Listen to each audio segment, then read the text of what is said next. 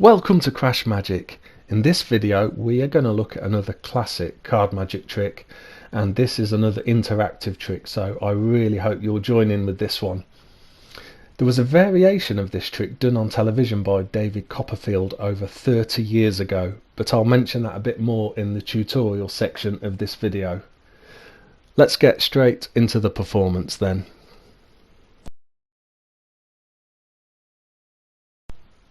So, are you ready to play Escape the Detective? We'll be using this board of playing cards, and in this game you play the part of a murderer trying to escape, and I will play the part of a detective. So you will be moving around the cards and I will be looking to close the net in on you.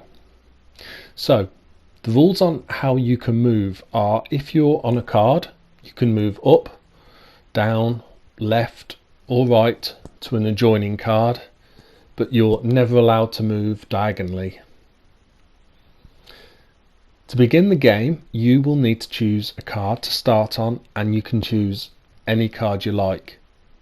Then mainly you'll be moving a number of places based on the number of cards that you're on. So an ace counts as a 1, 10 of course 10, jack counts as 11 and queen counts as 12, and you'll move around the board in that way. So for example, if you started on the 2 here and you were asked to move 2 places, you could move 1, 2, or you could move 1, 2, you could move 1, 2. If you're on the 4, you can move 1, 2, 3, 4, so you can move backwards and forwards between a place. And as I say, jack is 11, queen is 12. So from the queen you could go 1, 2, 3, 4, 5, 6, 7, 8, 9, 10, 11, 12. Okay, let's start. So if you choose any of these cards to start from, and either put your finger over your card just away from the screen of your mobile, or just concentrate on your card, and now in a second you need to move from your card a number of places based on the number of your card. So if you're on the 3, you'll need to move 3 places, or if you're on the jack, you'll need to move 11 places. So are you ready? Okay, I'll give you a few seconds now to make your moves.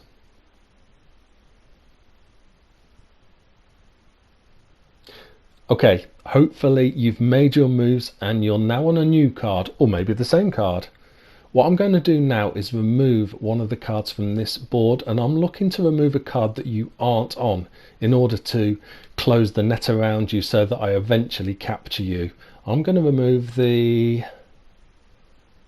5.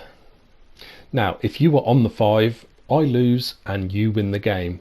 If not, we carry on the game, and I've made it slightly harder for you because now the 5 is out of the game and you can't move to that position.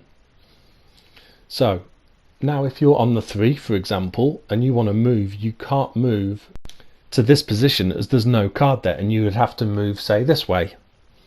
Okay, time to make your next move. So from whichever card you are now on, you again need to move the number of places based on the value of that card.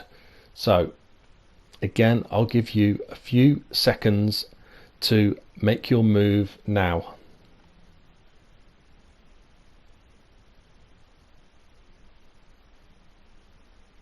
Okay, so you should now be on your new card, and I'm going to attempt to remove another card that I don't think you're on. I don't think you're on the jack. So I'll remove that, and I'm going to be brave and I'm going to try and take away another card. I don't think you're on the 7 either. Now if you are on either the jack or the 7, you win, but if not, I'm getting closer to finding you. Okay, now for your next move, and we'll do it slightly differently. Now of course I don't know at the moment if you are on a red card or a black card, but if you're on a red card, I want you in a second to move 3 places. So if, for example, you are on this red 4, you could move 1, 2, 3. But if you're on one of the black cards, one of these black cards, then I want you to move 5 places. So if you're on this black 10 in the corner, you could move 1, 2, 3, 4, 5, for example. Okay, so red card, move 3 places, and black card, move 5 places. Make your moves now. All done? I really feel like I'm closing in on you now, so I'm going to try and really squeeze you in. I don't think that you are on this queen or on this 6, and I don't think you are on this 4 or on this 10. Have you won, or am I still on your tail? If you're on one of these 5 cards, it's time for you to move again. This time you need to move the number of places based on the number of the card you're on. So 9, move 9 places, move 2 if you're on the 2, move 3 on the 3, 1 if you're on the ace, and 8 if you are on the 8. So go ahead and make your moves now. Okay, not many cards left now, and I'm going to try and remove another 2 cards that I don't think you're on. I'm going to remove the 3, and I'm also going to remove the ace. Right then, we are down to just these 3 cards left. From whichever card you're on now, I want you to move just 1 place. So make your move now, just 1 place. Okay, you are now on your final card, and I'm going to try and remove the other 2 cards to finally capture you. I'm going to remove these 2 cards here. Did I catch you? Were you on the 9? I hope you enjoyed that performance. As I mentioned at the start of the video, this is a classic trick, and there are numerous ways and methods of performing this trick. Back in 1991, David Copperfield performed a variation of this trick during a TV special called Mystery on the Orient Express. In his version, he just used 9 cards, and each of the cards was a carriage on the Orient Express train. For example, the dining car or the engine. He asked for everyone watching to go up to their television and touch the cards on the screen. Okay, let's get on with the tutorial for this version of the trick that I performed. So, I use playing cards, and I use ace through to queen. It doesn't matter what suits of the cards you use, but you need red and black cards, a bit of a mixture. And you start with the ace here, and then work your way round all the way up to the queen here in a spiral.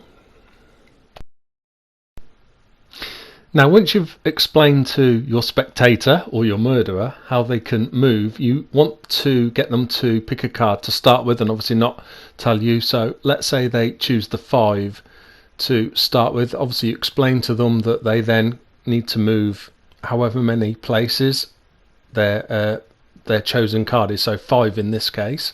So let's say they move to there, and then we remove, irrelevant of what card they started on, we remove the 5, because whatever card they started on, it's impossible for them to end up on the 5.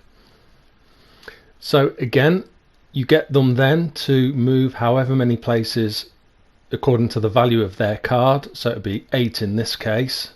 So let's say they move to there with their 8 moves. Now this time we can remove the cards, the jack and the 7, because there's no possible way that they can end up on those cards. Now at this point we do it slightly different.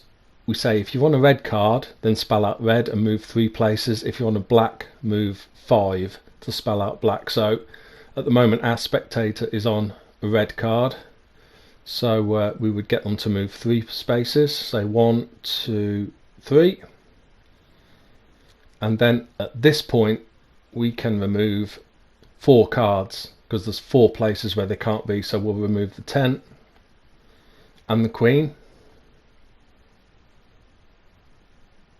And we can also remove the 4 and the 6. So again, we ask the spectator this time to move the number of places corresponding to their card. So they are on the 3 in this example, so they would move 3 spaces. And let's say they move to the 8. So at this point we would remove 2 more cards, the ace and the 3. And then finally we'd ask the spectators to move one more time and just move 1 space. Now they could have been on the 8 or the 2. So either way, moving 1 space is going to leave them on the 9. So at this point, of course, we can remove the final 2 cards, and as the detective, we've captured the murderer. Well, I hope you enjoyed that performance. If you like it, please like it and subscribe. If you've got any comments, leave them down below, and see you soon.